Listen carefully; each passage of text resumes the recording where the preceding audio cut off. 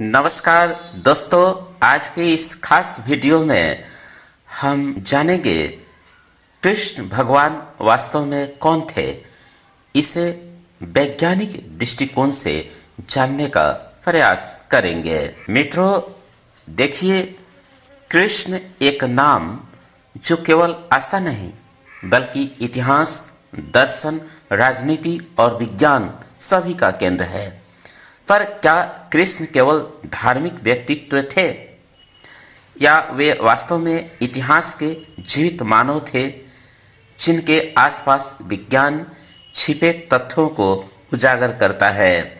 आज का यह वीडियो हम वैज्ञानिक, ऐतिहासिक और तार्किक दृष्टिकोण से समझेंगे कि कृष्ण भगवान वास्तव में कौन थे।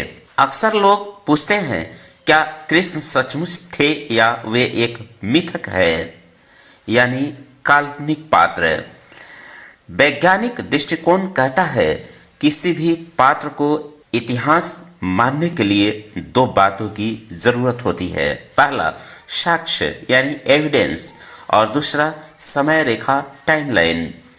भारतीय ग्रंथों में कृष्ण का उल्लेख केवल एक ही जगह नहीं बल्कि महाभारत, भगवत पुराण, हरिवंश, विष्णु पुराण और अनेक बौद्ध व जैन ग्रंथों में मिलता है। यहाँ तक कि ग्रीक इतिहासकार मेगास्थनीज ने अपनी रचनाओं में एक इंडियन देवता हेराक्लेस का उल्लेख किया है, जिसे आज के विद्वान कृष्ण से जोड़ते हैं। इतने अधिक क्रॉस रेफरेंस यह संकेत देते हैं कि कृष्ण एक ऐतिहासिक व्यक्ति होने की बहुत अधिक संभावना है। वैज्ञानिक शोधकर्ताओं ने महाभारत में वर्णित ग्रहों की स्थितियां, सूर्य चंद्र की अवस्था, ग्रहण जैसे खगोलीय संकेतों को कंप्यूटर सिमुलेशन में डालकर गणना की तो परिणाम चौंकाने वाले थे। 11 अगस्त 3001 से 12 ईसा पूर्व के आसपास का दिन कृष्ण जन्म से मेल खाता है। अगर यह गणना सही है तो कृष्ण आज से लगभग 5100 साल पहले जन्मे थे। मतलब वे इतिहास के अत्यंत प्राचीन और ऐतिहासिक वास्तविक पात्र हो सकते हैं। 1990 के दशक में भारतीय समुद्री वैज्ञानिकों ने गुजरात के पास समुद्र में गोताखोरी की। जो मिला उसने दुनिया को हैरान कर दिया। वहाँ विशाल पत्थरों की संरचनाएं, प्राचीन दीवारें, जालीदार सड़कें और एक सुव्यवस्थित नगर के अवशेष मिले। कार्बन डेटिंग से पता चला कि 3000 से लेकर 3500 ईसा पूर्व के आसपास के है।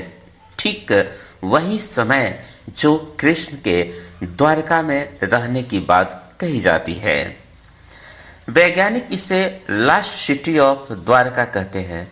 यह खोज कृष्ण के ऐतिहासिक अस्तित्व को एक और मजबूत आधार देती है।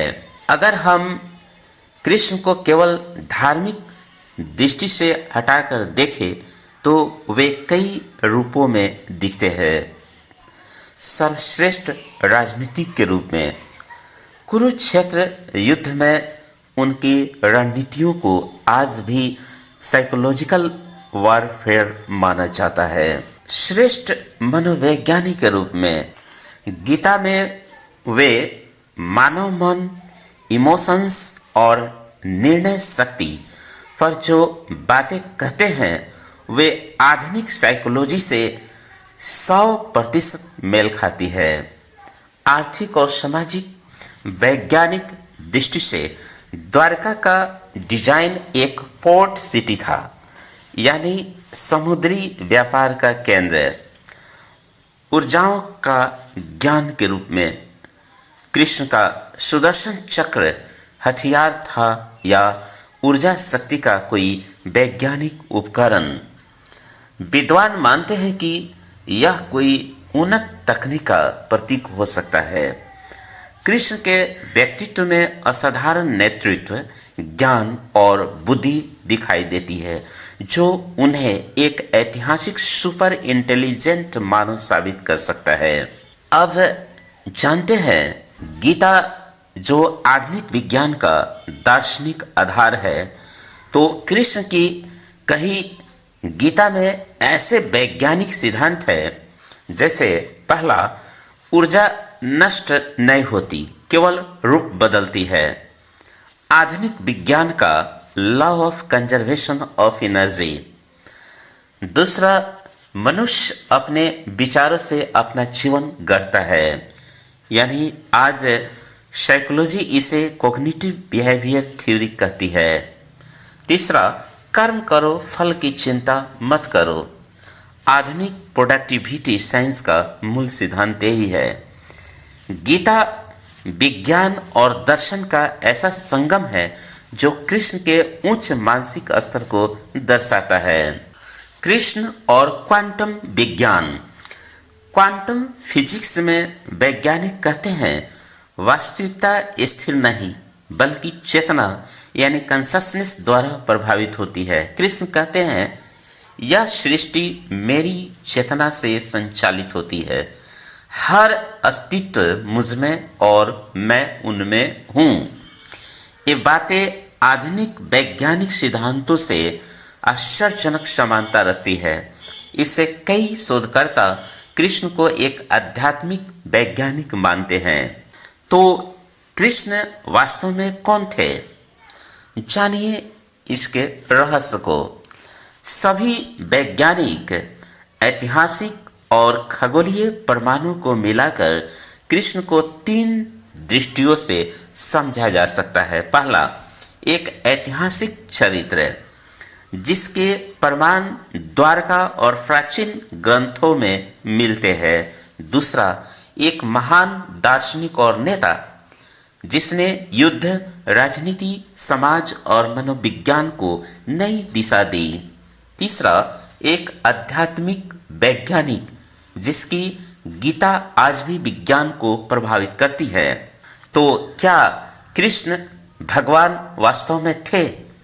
वैज्ञानिक दृष्टि कहती है हाँ, वे एक वास्तविक ऐतिहासिक व्यक्ति थे जिन्हें उनके अद्भुत गुणों ने धीरे धीरे देवत्व यानी डिवाइनिटी का रूप दे दिया, और शायद यही उनकी सबसे बड़ी शक्ति है। वे इतिहास भी है और आध्यात्मिक ऊर्जा भी।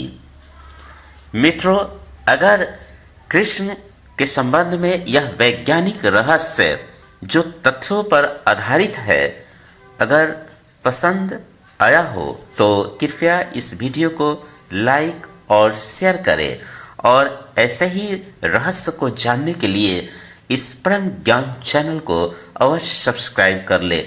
तो फिर मिलते हैं अगले किसी रोचक और ज्ञानपरक वीडियो में। धन्यवाद।